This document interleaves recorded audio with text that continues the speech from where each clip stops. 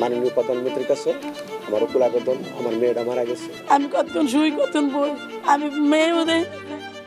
একবার ভাবুন, আপনি একজন বাবা, আপনার আদরের মেয়ে প্রতিদিনের মতো আজও সেনানিবাস এলাকায় প্রাইভেট পড়াতে গিয়েছে। আপনি নিশ্চিন্ত, কারণ ওখানে তো নিরাপত্তা সর্বোচ্চ পর্যায়ের। কিন্তু আজকের সন্ধ্যাটা অন্যরকম। আপনার মেয়ে বের হয়েছিল ঠিকই, কিন্তু সে আর ফেরেনি। সময়ের চাকা ঘুরতে ঘুরতে 9টি বছর পার হয়ে গিয়েছে, তবুও সে ফিরে আসেনি। বাংলাদেশের ইতিহাসে অনেক হত্যাকাণ্ড হয়েছে, অনেক ঘটনা সময়ের সাথে মিলিয়ে গিয়েছে, কিন্তু কিছু মৃত্যু চিরকাল প্রশ্ন হয়ে থেকে যায়। কুমিল্লার মেধাবী কলেজ ছাত্রী সোহাগী জাহান তনুর হত্যাকাণ্ড এমনই এক ঘটনা যা আমাদের আইন শৃঙ্খলা, বিচার ব্যবস্থা এবং মানবতার মুখে এক অমোচনীয় কালো দাগ এঁকে দিয়েছে। আজকের এই দিনে 9 বছর পূরণ হলো আলোচিত তনু হত্যাকাণ্ডের। 2016 সালের 20 মার্চ সন্ধ্যায় কুমিল্লা ভিক্টোরিয়া কলেজের ছাত্রী সোহাগী জাহান তনু বাসা থেকে বের হয়েছিলেন প্রাইভেট পড়াতে, কিন্তু গভীর রাতে তার লাশ পাওয়া যায় সেনানিবাস এলাকার একটি জঙ্গলে। পুলিশের ধারণা, ধর্ষণের পর তাকে নির্মমভাবে হত্যা করা হয়। এমন নৃশংস ঘটনার পর যা হওয়ার কথা ছিল তা হয়নি। তদন্ত প্রক্রিয়া বারবার পরিবর্তন হয়েছে।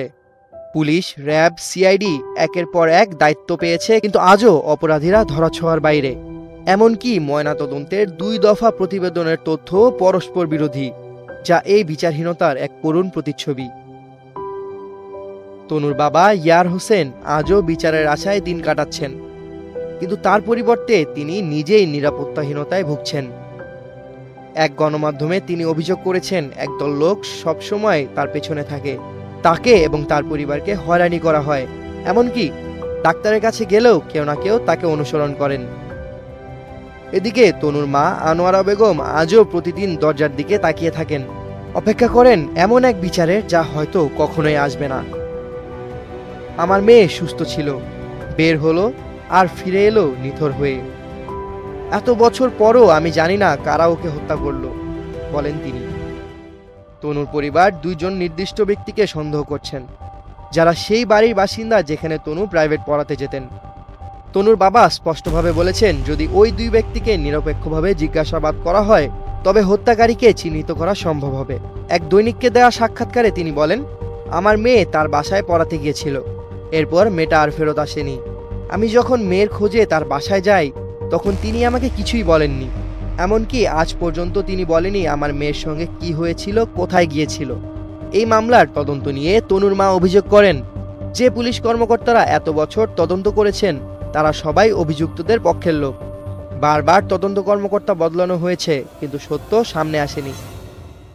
যে দেশ ডিজিটাল নিরাপত্তা বড়াই করে, যেখানে প্রযুক্তির সাহায্যে খুনের রহস্য উদ্ঘাটন করা সম্ভব, সেখানে তনুর জামা কাপড়ে পাওয়া 3 জন পুরুষের ডিএনএ আজও অপরিচিত। দ্বিতীয় দফায় যখন কবর থেকে লাশ তুলে ময়নাতদন্ত করা হয়, সে সময় তনুর জামা কাপড় থেকে নেওয়া নমুনার ডিএনএ পরীক্ষা করে 3 জন পুরুষের শুক্রাণু পাওয়া যায়। ডিএনএ রিপোর্ট থাকা সত্ত্বেও কেন কাউকে গ্রেফতার করা হয়নি? কেন বারবার তদন্ত কর্মকর্তা বদলানো হয়েছে? কেন তদন্তের নামে শুধু সময় ক্ষেপণ করা হচ্ছে?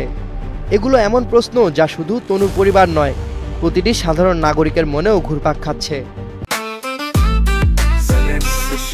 জেনেক্সে শিফট করো, লাইফকে লিফট করো। 9 বছর আগে এই হত্যাকাণ্ডের বিচারের দাবিতে উত্তাল হয়েছিল গোটা দেশ। ঢাকা বিশ্ববিদ্যালয়, কুমিল্লা ভিক্টোরিয়া কলেজ, দেশের নানা শিক্ষা প্রতিষ্ঠানের শিক্ষার্থীরা রাজপথে নেমেছিল। সামাজিক যোগাযোগ মাধ্যমে #জাস্টিস ফর তনু দাবিতে ঝড় উঠেছিল। কিন্তু কিছুদিন পর আন্দোলন স্থিমিত হয়ে যায়, কারণ অপরাধীরা জানে যদি যথেষ্ট সময় পেরিয়ে যায় তবে মানুষ ভুলে যাবে। তনুর পরিবার আজও বিচারের আশা করেন। তারা প্রধান উপদেষ্টা ডক্টর মোহাম্মদ ইউনূসের সঙ্গে দেখা করতে চান, তার কাছে নিজেদের দুঃখের কথা বলতে চান। তারা চান রাষ্ট্র অন্তত একবার এই নৃশংস হত্যার দিকে নজর দিক। সামিউল জয়, 21 টেলিভিশন।